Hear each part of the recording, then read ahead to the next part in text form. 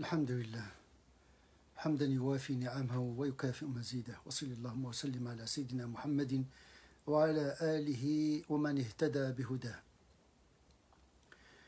Nous avons souligné la dernière fois que la première source pour connaître la vie intime et publique du prophète sallallahu alayhi wa sallam reste le Coran en premier lieu. C'est la révélation elle-même qui nous dévoile la vie du prophète, ses sentiments, son comportement, mais également c'est à travers cette révélation que le prophète sallallahu alayhi wa sallam doit se conformer à une certaine morale. Cette moralité exige le pardon, l'indulgence, l'ouverture d'esprit, la douceur et la miséricorde à l'image de Dieu lui-même miséricordieux. Dieu a envoyé le prophète comme une miséricorde pour le monde entier. Et donc il doit incarner cette miséricorde, il doit incarner le pardon, il a l'obligation de pardonner, il a l'obligation d'être miséricordieux. Ce sont des obligations qui correspondent déjà à son tempérament, puisque nous avons souligné la dernière fois que le prophète sallallahu alayhi wa sallam avait déjà des dispositions spirituelles et morales. Nous connaissons sa vie anté-islamique, pré-islamique. Il était de caractère doux, de réconciliation. Sa vie était déjà connue avant qu'il soit prophète.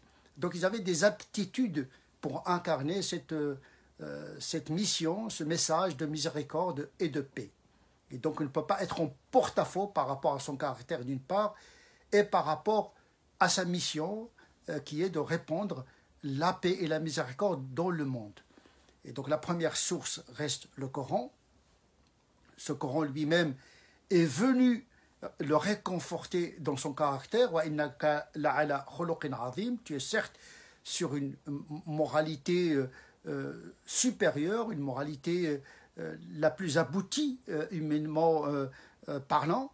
Et donc il était l'exemple même de ce prolongement de la miséricorde d'Allah subhanahu wa ta'ala qui se manifeste à l'humanité à travers la personne du prophète sallallahu alayhi wa sallam. Donc le Coran, il le confirme dans sa moralité, mais également il lui demande d'être encore plus indulgent, plus pardonneur, plus miséricordieux, etc., etc.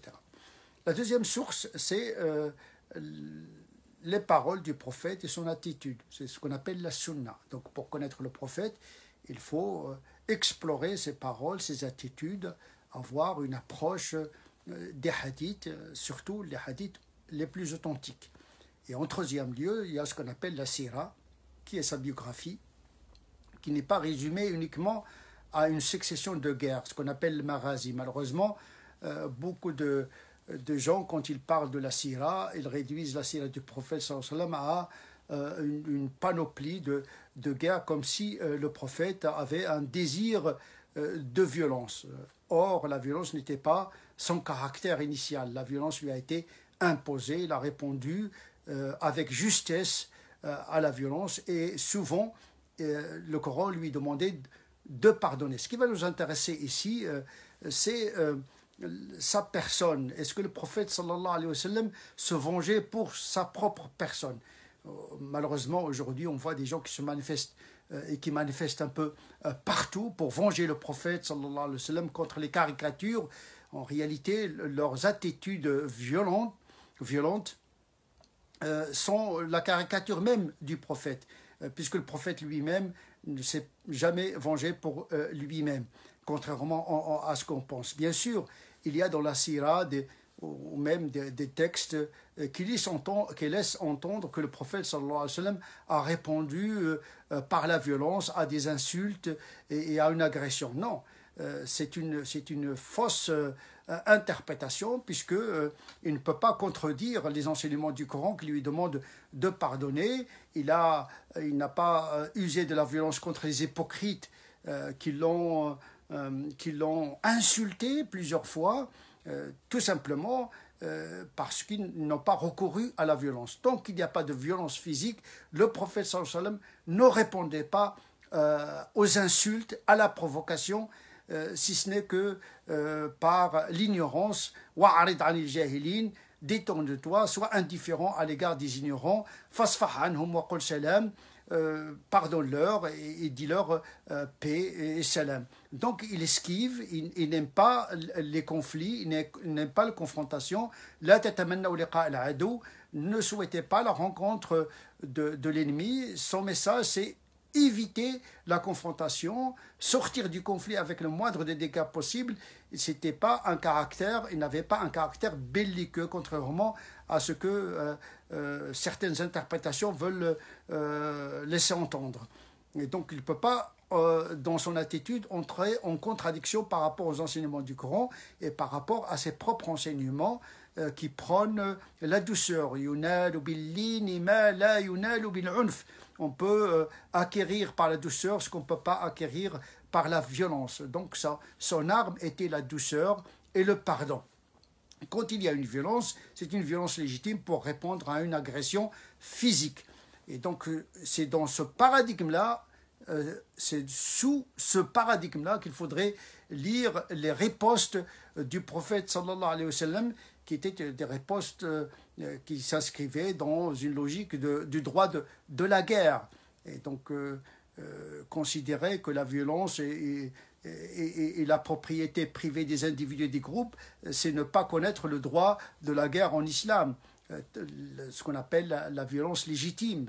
C'est le pouvoir politique qui décide de la guerre, de la diplomatie. C'est ce que le prophète sallallahu alayhi wa sallam a fait. Il ne s'agit pas d'une vengeance pour sa propre personne, mais défendre l'intégrité physique et spirituelle d'une communauté menacée par un environnement très hostile. Il ne faudrait pas oublier qu'à la naissance de l'islam, il y avait des hostilités de toutes parts, les polythéistes, les associationnistes, certains gens de livres, et donc toutes les religions se sont coalisées contre la nouvelle religion. Donc c'est dans ce contexte-là qu'il faudrait comprendre les réponses du prophète sallallahu alayhi wa sallam dans une économie de guerre entourée d'un ensemble de règles juridiques et éthiques.